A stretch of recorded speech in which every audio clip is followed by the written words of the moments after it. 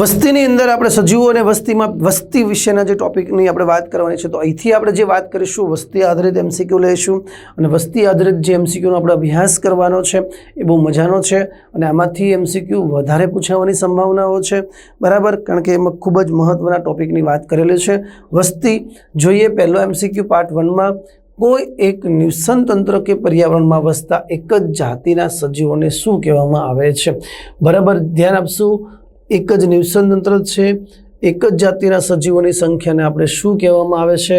તો એને કહેવામાં આવે છે વસ્તી, જેનો આપણે ટાઇટલ વસ્તીમાં અભ્યાસ કરીએ છીએ, એટલે વસ્તી.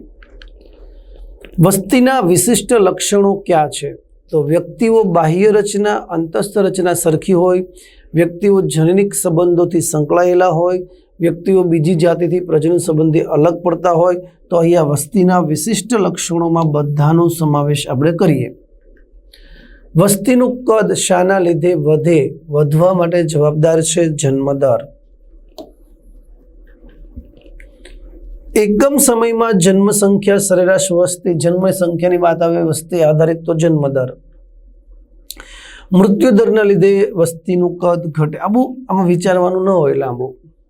વસ્તી ક્યારે સ્થાયી બને છે? તો જન્મદર અને મૃત્યુદર બે સમાન હોય ત્યારે, મૃત્યુદર અને જન્મદર સરખા હોય ત્યારે. ચોમાસાના એક વર્ષમાં 1 ચોરસ કિલોમીટરની વનસ્પતિઓની સંખ્યા 7000 થાય તો વસ્તી ગીચતા કેટલી થાય? બરાબર, ડેન્સિટી કેટલી થાય? ડેન્સિટી બરાબર n, એટલે કે કુલ સંખ્યા, એરિયા અને તેનો સમય.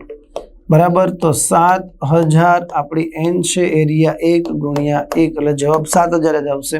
તો ડેન્સિટી છે એ આપણી 7000 આવશે. ઉંમર આધારિત વસ્તીનું જૂથ, તો પૂર્વ, પશ્વ, પ્રજનનમય આપેલ તમામ. ત્રિકોણાકાર પિરામિડ કઈ ઘટના દર્શાવે? ત્રિકોણાકાર છે તો પૂર્વ, પ્રજનન અને પશ્વ. તો વસ્તી છે, પાયો મોટો એટલે વધે. વસ્તી છે, વસ્તીમાં વધારો થાય છે. વસ્તીનું સૂત્ર કયું છે?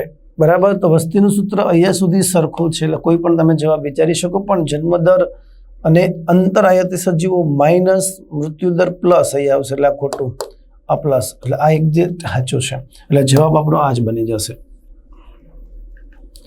નીચેનામાંથી કયું લક્ષણ વસ્તીનું નથી? જન્મદર, મૃત્યુદર છે, નર વસ્તી, માદા વસ્તી, લિંગ પ્રમાણ પણ છે, બરાબર, જન્મ, વ્યક્તિગત કોઈ છે જન્મ અથવા વ્યક્તિગત રીતે મૃત્યુ, એ વસ્તીનું લક્ષણ નથી.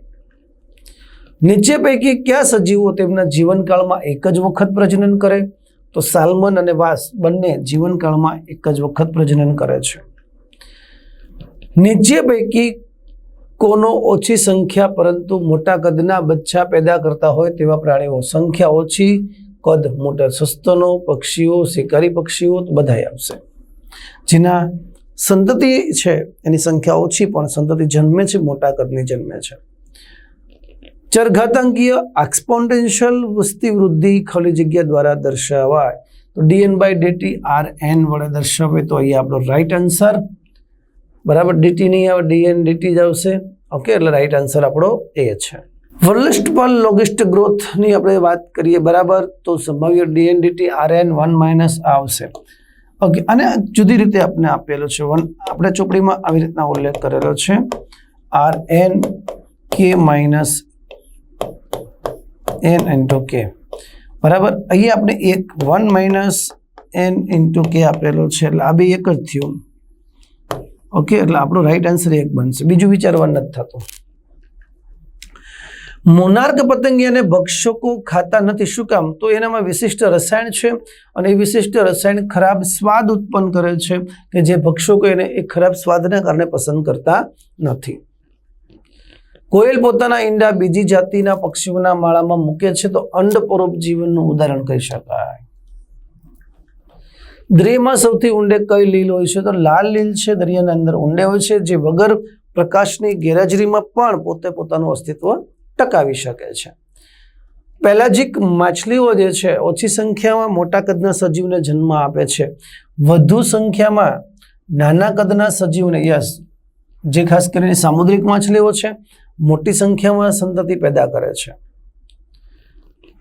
એક વસ્તીમાં પૂર્વ પ્રજનન વયની સંખ્યા પશ્વ પ્રજનન વય કરતાં વધારે છે, વસ્તી છે તો પૂર્વ પ્રજનન વય છે, પશ્વ કરતાં આની સંખ્યા વધુ હોય તો વસ્તીમાં વધારો થાય, બરાબર. તો વસ્તી વધારો દર્શાવે. ખોટી જોડ માઇકોરાઇઝા છે એ સહજીવન, સાચી જોડ. કોયલ અને કાગડો પરોપજીવન નહીં, અંડ પરોપજીવન આવે, બરાબર. કૂતરા પર પરોપજીવન આવે, અંડ પરોપજીવન એટલે પરોપજીવન આવે. કૂતરા પર ચોટેલી બગાય, પ્રતિજીવન નહીં આવે, બરાબર. ત્યાં આવશે સ્પર્ધા, કારણ કે કૂતરાઓને નુકસાન થાય, ચોટેલી બગાઈને ફાયદો થાય. એટલે અહીંયા ખોટી જોડ કીધી છે તો ખોટી જોડ આપણે આ આવશે. નીચેનામાંથી સહભોજિતાના ઉદાહરણ.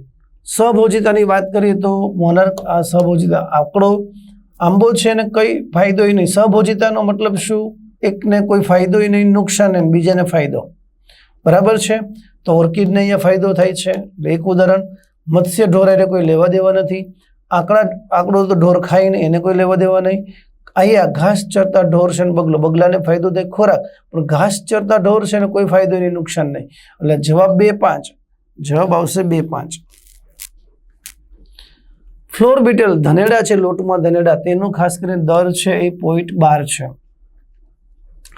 વસ્તી ઘનતાના માપન માટે શું ધ્યાનમાં લેવામાં આવે છે? તો એ વસ્તીની ઘનતા કદના માપન માટે ખાસ કરીને પંજાની છાપ વિશિષ્ટ પરિસ્થિતિમાં લેવામાં આવે છે. અહીંયા હું એક પ્રશ્નમાં લખી નાખું, વિશિષ્ટ સ્થિતિમાં. આ પ્રશ્નમાં તો આ જવાબ બહુ બંધબેસતો બની જાય છે. ઓકે, એક જ સ્થળે વિવિધ જાતિના વસ્તી જૂથ ખાલી જગ્યાનું નિર્માણ કરે છે. તો યાદ રાખો, વિવિધ વસ્તી જૂથ એક જ સ્થળે હોય તો એ જૂથ છે વસ્તી, બરાબર. શું બનાવે છે? જીવ સમાજ. વસ્તી ગીચતાનું સૂત્ર. તો વસ્તી ગીચતા છે એનું સૂત્ર DNA/T, બરાબર. આ વસ્તી ગીચતાનું સૂત્ર આપણે લઈ શકીએ. વસ્તીના સભ્યોમાં ઇષ્ટતમ સ્થિતિએ મહત્તમ પ્રજનન દર. જો મહત્તમ પ્રજનન દર છે વાસ્તવિક પ્રજનન દર કહેવાય, બરાબર. જે ખાસ કરીને આપણે મહત્તમ પ્રજનન દર કહી શકાય, વાસ્તવિક પ્રજનન દરને. સાલ્મન માછલી પ્રતિ વર્ષ એટલે એક વખત જ પ્રજનન 28 કરોડ ઈંડા મૂકે છે. તો 28 કરોડની વાત આવે તો 28 કરોડ છે તો 28 ગુણ્યા 10⁷. દરેક વયે થતા મૃત્યુને શામાં? કોઈ પણ વયે જો મૃત્યુ થાય, બરાબર, એ પ્રત્યક્ષ મૃત્યુ કહેવાય. સંભાવ્ય એટલે કે અપેક્ષિત હોય કે માનવ જાતિનું આયુષ્ય 60 વર્ષનું છે તો 60 વર્ષ પછી જ આપણે સંભાવના હોય મૃત્યુની, પણ કોઈ પણ વયે મૃત્યુ થઈ શકે છે, એને આપણે કેવું મૃત્યુ કહેવાય? પ્રત્યક્ષ. કોઈ પણ વયે મૃત્યુ થાય, બરાબર. અને એમ કહી શકાય સંભવિત જે આયુષ્ય આધારિત, કે ભાઈ માનવ જાતિનું આયુષ્ય છે 60 વર્ષનું સરેરાશ આયુષ્ય, તો આપણે નક્કી જોઈએ કે ભાઈ 60 વર્ષ તો કમસે કમ એનું આયુષ્ય હોવું જોઈએ, પછી મૃત્યુ થાય તો એ સંભાવ્ય કહેવાય. અહીંયા કોઈ પણ વયે કીધું છે, દરેક વયે મૃત્યુ થઈ શકે, સત્ય છે ને, એટલે એ પ્રત્યક્ષ મૃત્યુ. ચોમાસા દરમિયાન કીટકોનો ઉપદ્રવ એ કયા પ્રકારની? તો ચરઘાતાંકીય વૃદ્ધિ છે. ખૂબ જ ઓછા સમયમાં કીટકોની સંખ્યા વધે, ચક્રવૃદ્ધિ વ્યાજની જેમ વધે, તો ચરઘાતાંકીય વૃદ્ધિ. તો મિત્રો, અહીંયા આપણે જે વસ્તી આધારિત કેટલાક MCQ જોયા, હજી આપણે આના કેટલાક MCQ ભાગ 2 માં જોવાના છે. તે પહેલા મને રજા આપશો. Thank you very much. વંદે માતરમ. જય હિન્દ. નવા પાઠમાં નવા ટોપિકમાં આપણે નવા લેક્ચરમાં મળશું. ત્યાં સુધી મળતા રહો.